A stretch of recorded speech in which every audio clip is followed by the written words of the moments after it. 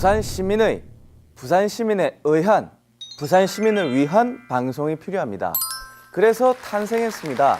누구도 소외 없는 방송, 누구도 차별 없는 방송, 본격 부산 시민 참여 방송 부산 탐구생활 지금 시작합니다.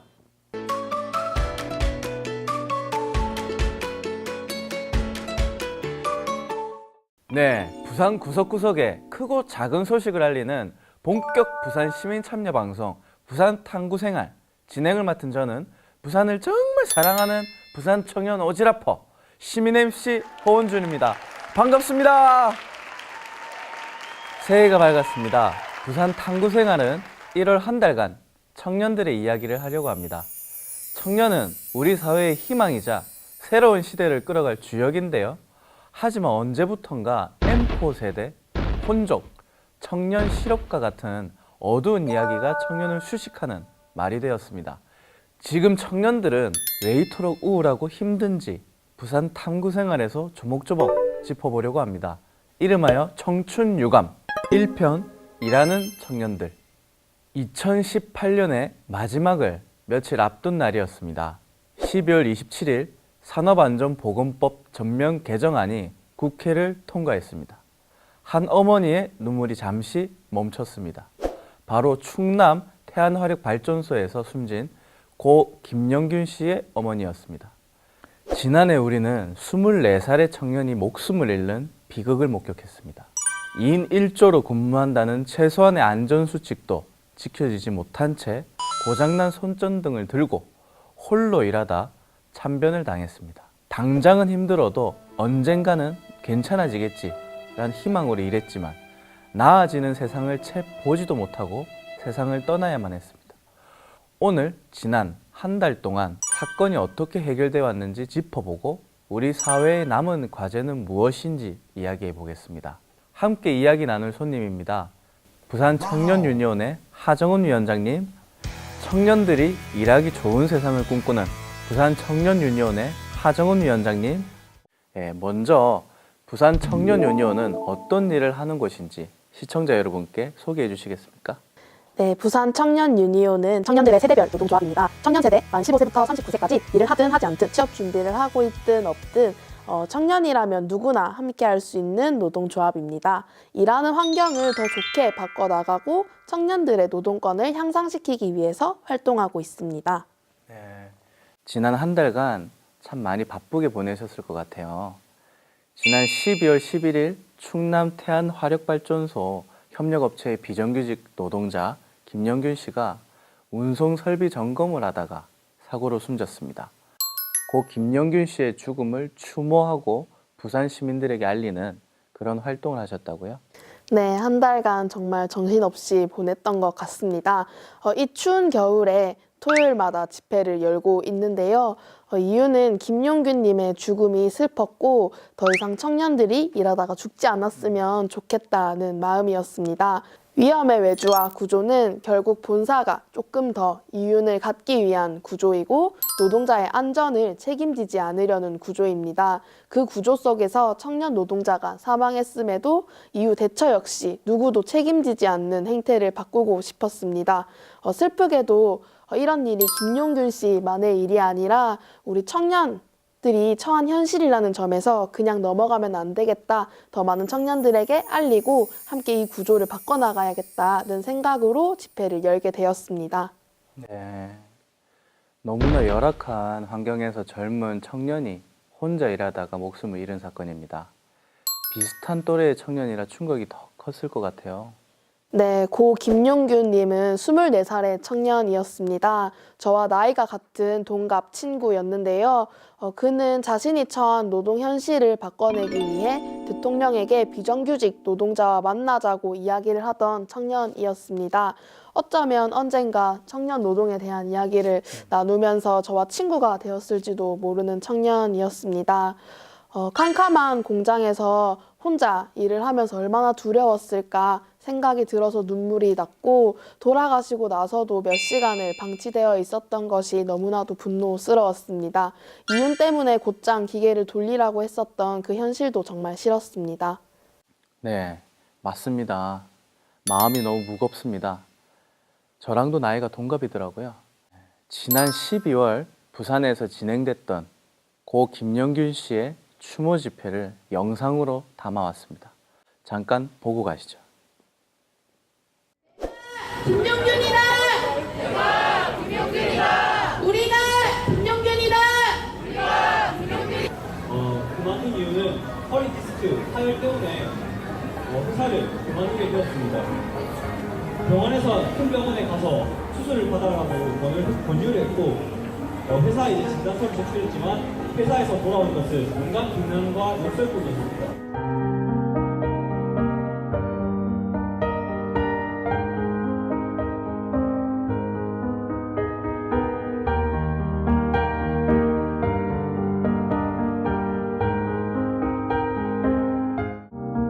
더 이상 일하다가 죽지 않아야 합니다. 사고가 나도 숨기기 급급한 것이 아니라 진상규명과 책임자 처벌, 재발 방지 대책이 철저하게 세워져야 할 것입니다.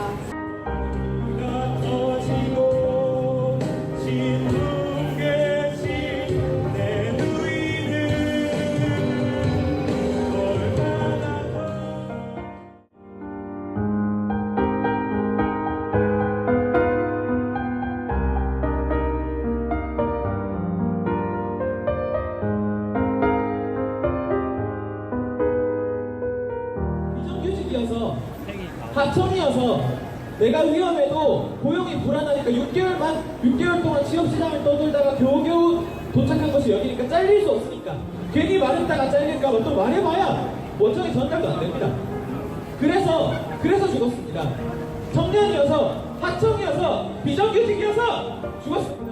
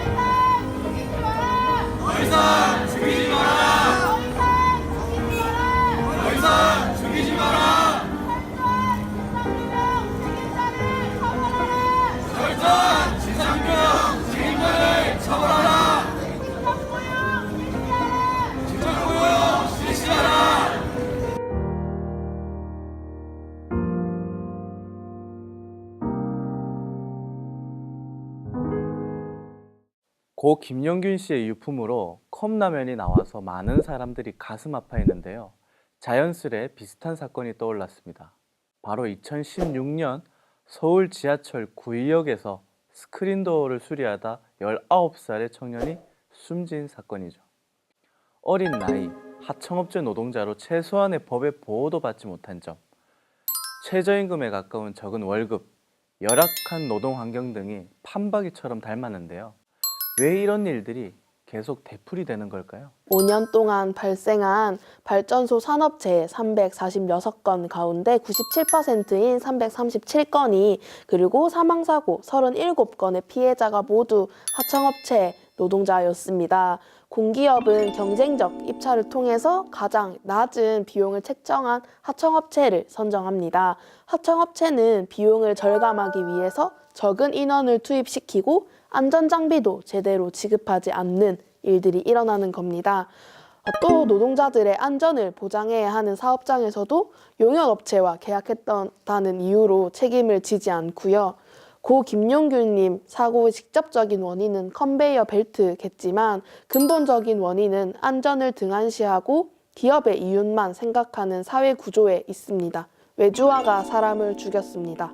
자본의 논리에 따라 위험은 온전히 개인들에게 떠넘겨지는 겁니다. 그 구조를 눈감은 국회 또한 책임을 벗어날 수 없습니다. 경영 효율과 비용 절감이라는 목표 아래 위험한 노동은 하청으로 전가되었고 그 피해자는 청년이 되고 있습니다. 청년들이 목숨을 걸고 일하는 사례들은 이 밖에도 어떤 것들이 있을까요? 네, 이번 사고는 처음이 아닙니다. 위험의 외주화로 인해 많은 사건들이 있었고 청년이 피해자였던 사건들 역시 굉장히 많습니다. 2007년 삼성전자 기흥반도체 공장에서 일하던 황유미 씨가 급성 백혈병으로 투병하다가 사망하는 일이 있었는데요. 산재냐 아니냐를 두고 11년간을 싸웠습니다. 2018년 11월 얼마 전 삼성전자가 산재로 인정하고 사과를 하는 일이 있었습니다. 또 삼성전자의 하청업체에서 일하던 많은 청년들이 메탄올 때문에 실명하는 사건이 있었습니다.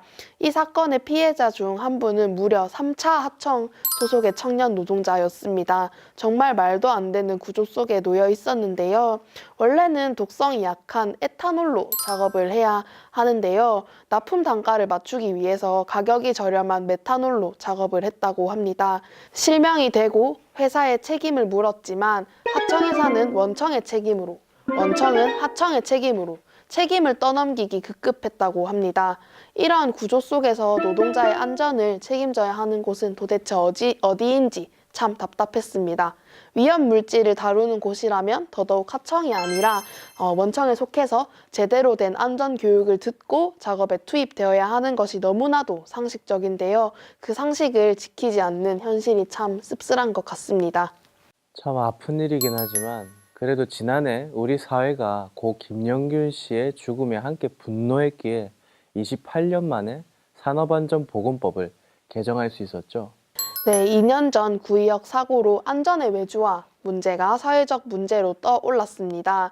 이를 해결하겠다고 국회에서는 여러 법안을 내놓았었는데요. 하지만 얼마 전까지 진전된 것은 거의 없었습니다. 그렇게 법안이 방치되다가 또 한 명의 청년 노동자가 목숨을 잃고 나니 이제야 부랴부랴 법안이 통과되었습니다. 법안이 통과되기 전에도 모 의원은 기업을 죽이는 법이다 라고 하면서 절대 통과되면 안 된다라고 막아 나서기도 했었습니다.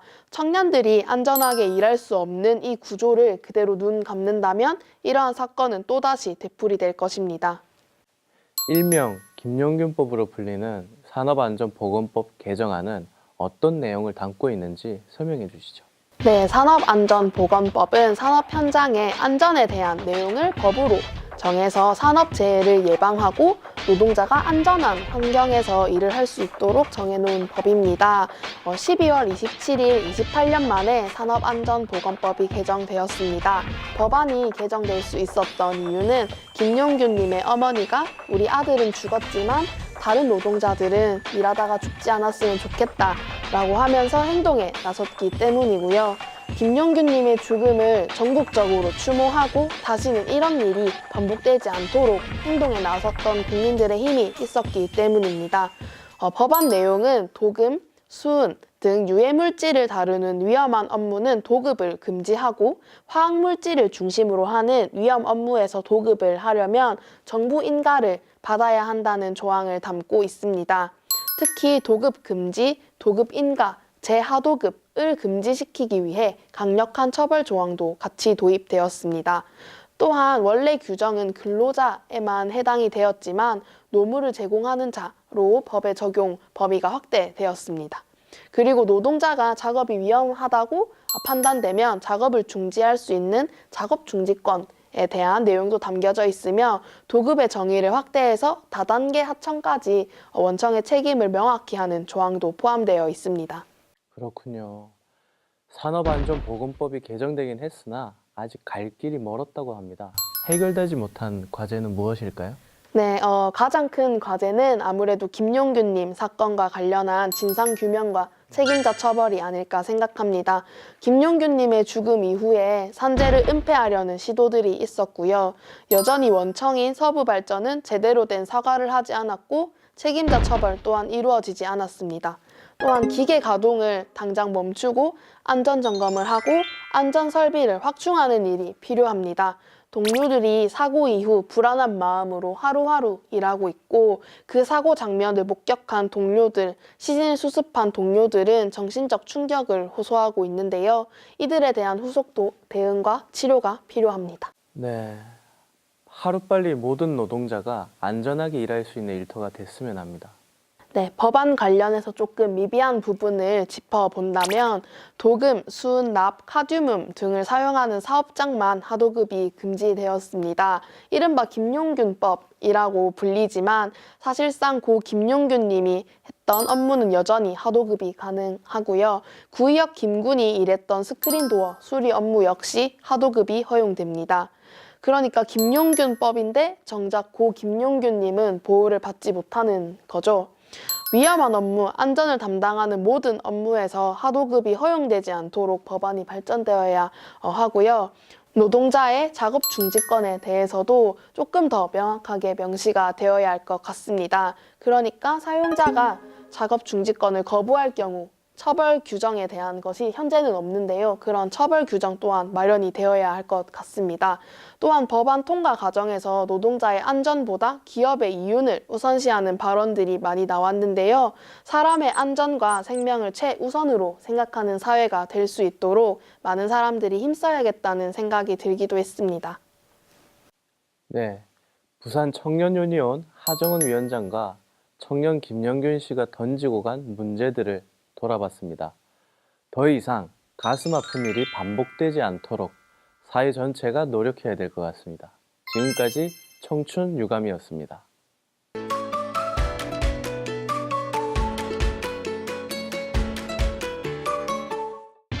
청년 노동 상담 Q&A. 나의 노동관리 알고 가자. 네, 이번 순서는 행복하게 일하기 위해서 우리가 알아야 할 노동법 공부 시간입니다. 상담 한번 받아보겠습니다. 준비되셨나요? 네, 무엇이든 물어보세요. 그럼 질문 나갑니다. 2019년 최저임금이 인상됐는데요. 우리는 최소 얼마를 임금으로 받을 수 있나요? 네, 2019년 최저임금은 8,350원입니다. 직장인이라면 기본급이 174만 5,150원 이상 되어야 합니다. 아르바이트를 하는 청년이라면 시급 8,350원 이상을 꼭 받으셔야 합니다. 혹시 근로계약서를 적을 때 시급을 8,350원 이하로 적고 사인을 했더라도 최저임금은 꼭 지켜야 하는 사항이므로 받지 못한 금액만큼 더 받을 수 있습니다. 일을 그만두고 3년 이내에 다 받지 못한 임금도 받을 수 있습니다. 혹시 지금 최저임금을 받지 못하고 있고 사장님께 최저임금만큼 다 달라고 말하면 왠지 잘릴 것 같아서 걱정되신다고요? 혼자 계산하고 혼자 싸우고 혼자 노동청에 가는 것이 두렵다고요? 부산 청년 유니온을 찾아주세요. 그 수습 기간이라고 사장님이 월급을 작게 주는 경우도 있던데 언제 수습 기간이 끝날까요? 네, 수습 기간은 원래 3개월 이내로 두어 임금의 10%를 덜 지급해도 되는 기간이었습니다. 하지만 2018년 3월 20일부터 단순 노무자에 한해 수습 기간이 폐지되었습니다. 단순 노무자에 한해 덜 받은 만큼 임금을 청구할 수 있습니다. 네, 제 친구는 쉬는 날인데도 돈을 받는다고 하더라고요. 주휴수당이라던데 그건 뭔가요? 네, 우리가 일을 할 때 일한 시간만큼 임금을 받는 것은 너무나도 잘 알고 있습니다. 하지만 아르바이트 노동자들이 놓치기 쉬운 수당이 바로 주휴수당인데요. 주휴수당은 일을 하지 않는 휴일에 받을 수 있는 수당을 말합니다. 쉽게 말해서 주 5일 일하는 노동자의 경우 주말 하루 일을 하지 않아도 받는 수당인데요. 주휴일에 대해서 지급되는 수당입니다. 주 15시간 이상 출근하기로 한 날을 모두 출근했을 때 받을 수 있는 수당입니다. 직장인의 경우 기본급에 보통 포함되어 있기 때문에 걱정하지 않으셔도 되는데요.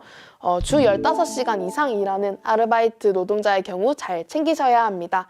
법에 모든 노동자들이 받을 수 있는 수당으로 명시되어 있으니 꼭 챙겨보도록 해요. 혹시 주휴수당을 구하기 힘드시다고요? 부산청년유니온을 찾아주세요. 야근을 했을 때는 임금을 더 받을 수도 있나요? 네, 일하기로 약속된 시간보다 더 일을 하게 된 경우 연장수당을 받을 수 있습니다. 연장수당은 시급에서 50%를 가산해서 받게 되는데요. 올해 같은 경우에 연장수당은 시간당 12,525원 이상이어야 합니다. 또한 밤 10시에서 새벽 6시 야간에 일을 하는 경우에는 야간수당을 받을 수 있습니다. 야간수당 역시 50% 가산하여 받아야 합니다. 단, 연장수당과 야간수당의 경우 상시 5인 이상 사업장의 노동자에게만 해당되므로 사업장 인원 체크 역시 잘 해보아야 합니다. 아, 그리고 이 단어는 너무 무서운 단어예요. 해고. 사장님이 문자로 내일부터 나오지 말라고 하는 뭐 그런 경우는 어떡하죠? 네, 사용자가 근로자를 해고할 때는 해고 사유와 해고 시기를 반드시 서면으로 통지하여야 합니다. 메시지, 카톡 등으로 해고하는 것은 절대 안 됩니다. 반드시 서면에 해고 사유와 시기를 적어서 직접 교부하거나 등기 우편으로 보내야 합니다. 이를 어길 경우 부당해고입니다.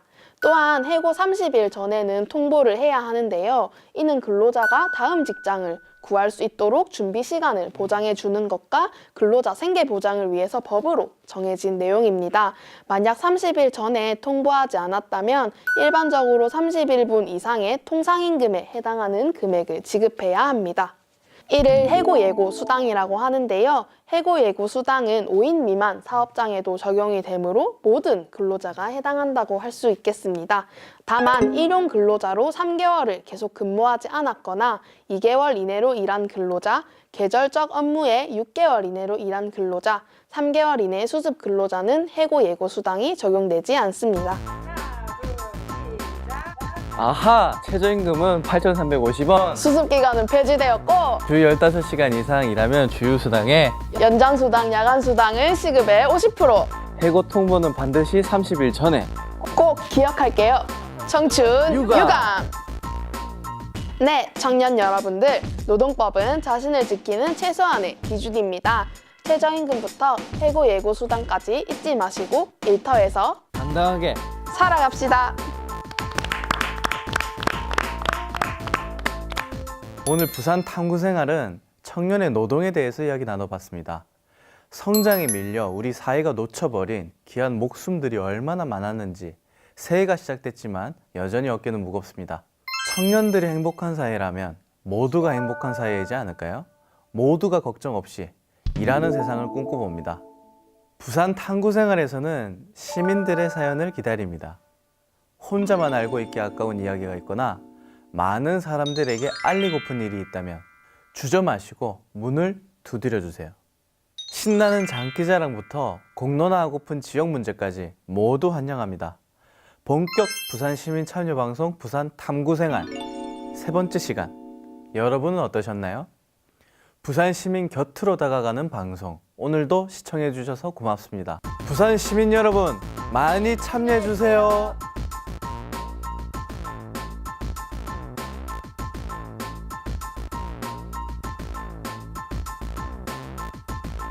또 만나요.